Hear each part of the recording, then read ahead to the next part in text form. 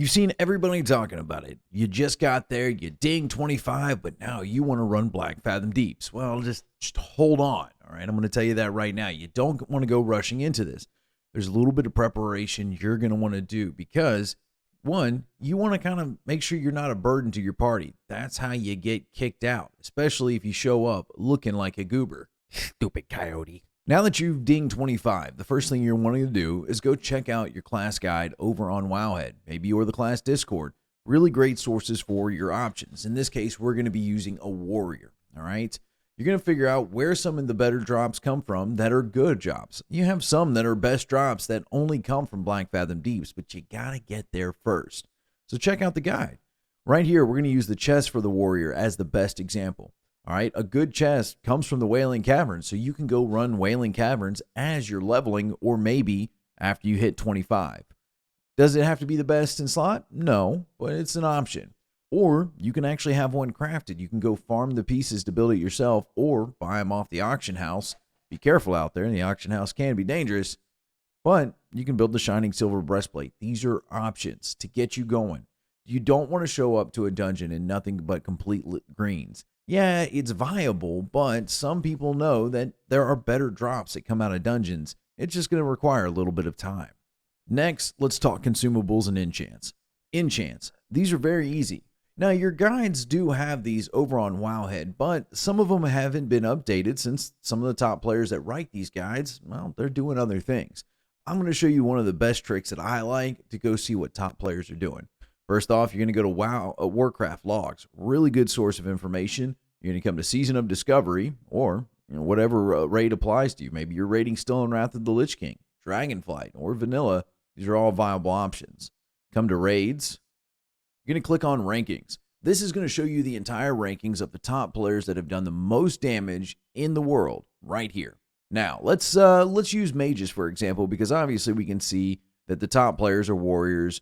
You got a druid here, a rogue, some more warriors, a hunter. But I want to know, let's talk mages. I want to know all the mages of different types. So you're going to come down here to all classes. You can go to mage. And for this instance, let's use fire mage. This is going to break down everybody who's ever done damage as a fire mage is mainly spec'd in there. So we're going to find somebody. I want to find a US one just for this one, because sometimes when you click on these other ones, their enchants show up in other languages. So let's use Doxy from Crusader Strike. Click on Doxy. You're going to go to from all sources. You're going to go back to Doxy again, hit summary, and this breaks down all his gear. Tells you what runes he's running. He's running the Burnout, Living Flame rune, and the Living Bomb. And this is actually a terrible case, it would actually show you his enchants here. Let's see if we can actually find somebody else. Thanks, Doxy. Alrighty, let's use Dylano from Crusader Strike as well.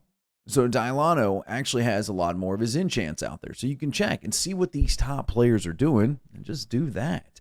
It'll help you out. So they need all stat. He has all stats, +1 all stats and Burnout. Living Flames are his ruin, so is Living Bomb. He's got 1 stamina on his feet, 1 intellect on his wrist, reinforced his hands with some armor. His back is armor, and his weapon has been enchanting with Beast Slaying and Black Fathom Oil. Very easy. Now let's talk consumables, actual consumables. There are several extra bonus ones you can get, especially for the melee right now. They're loving it. They have both Elixir of Giant Growth, Elixir of Ogre Strength. You've got Lesser Agility, and different other potions that help unique classes.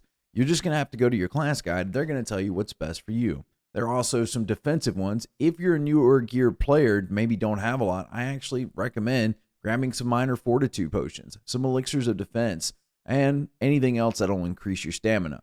There are other 2 major potions that you're going to want to have with you. You're going to want to have the Free Action Potion and the Shadow Protection Potion.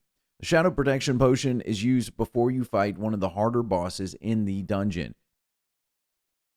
Twilight Lord Kelris. Some people will pop the potion before they start the fight to give them that little benefit of extra protection in the early phases. I'm not going to explain the boss fight. There are people who are 10 times better at that than I am, and we'll talk about them coming up. And then the Free Action Potion. And then the Free Action Potion. Now, this one is very important for that last phase. You want to pop it right before you go in there to give you that protection during that last burnout phase. But yet again, that's more of a boss fight guide that other people are going to be better at. Next, like I said in our dungeon video, make sure you're doing a little bit of research before you go in here. Don't walk in blind and not expect to do well.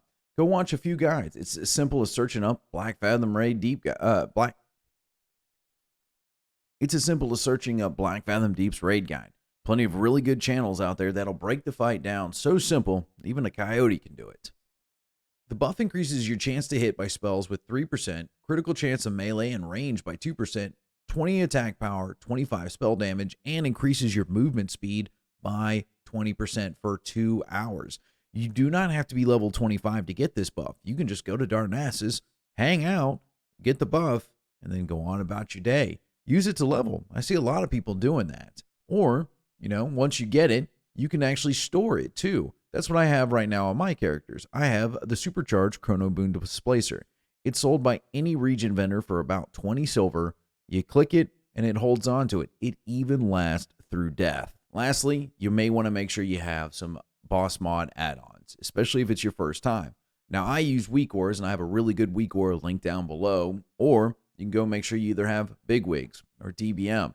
Just go to your add-on video. If you need help with that, just check the video above. Season 2 starts February 8th, all right? That means there are still plenty of days left to get into Black Fathom Deeps. There's actually going to be an extended week. The raid's not releasing week 1, which is kind of good news. So take your time and enjoy Black Fathom while you got the chance.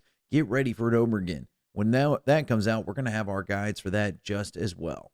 If you found this video helpful, do me a solid and leave a like and a subscription. If there's something you want to know or something I missed, leave it in the comments below. I really appreciate it. And as always, have a good one.